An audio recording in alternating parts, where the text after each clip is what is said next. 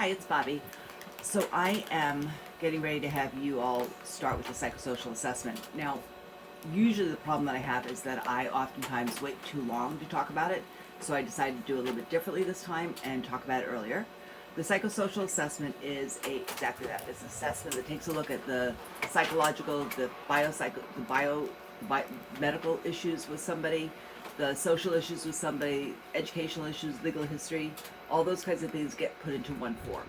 And the reason why we do that is because it gives us a wealth of information about the client's doing.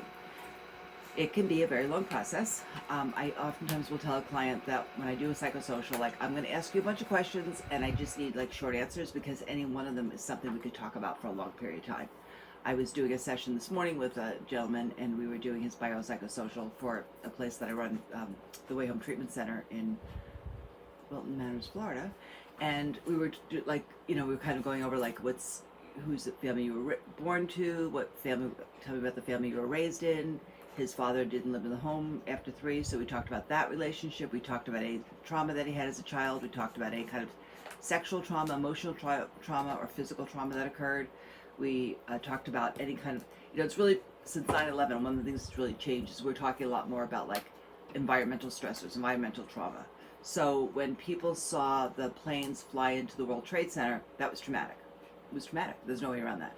So now we're starting to take a look at what experiences do they have with kind of like this, community outside trauma, and how does that affect you? And so we ask questions about that. We ask questions about addiction in the family. We ask questions about addiction in the parents. We ask, history, medical history, mental history. Is there a history of mental illness? Is there any history of criminal justice involvement?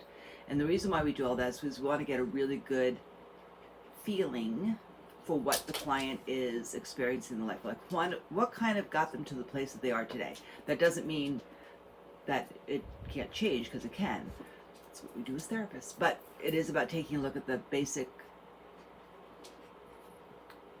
base of what they've gone through. So as part of that, there is in the book, there is actually a biopsychosocial, and I'm going to type it out so that you can have it to be able to write directly to the form when you do yours. But it is on pages something. I will post it because I can't find it right now. But use it basically as being the assessment to be able to find out what are going to be some of the problems that a client is going to be experiencing that you're going to work on in treatment. And so it's a very, very important instrument.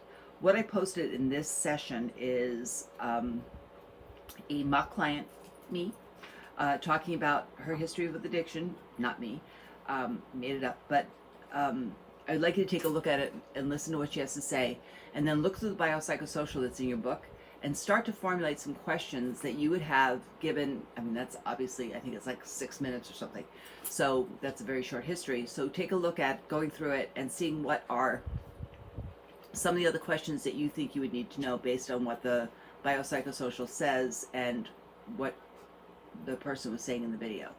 And then there's a discussion place where you can start posting what some of those questions are, and I'll be more than glad to answer them for you. This is an ongoing process, so we're going to keep talking about it, but I just wanted to kind of put it out there. Okay? Thanks. Have a good day. Bye.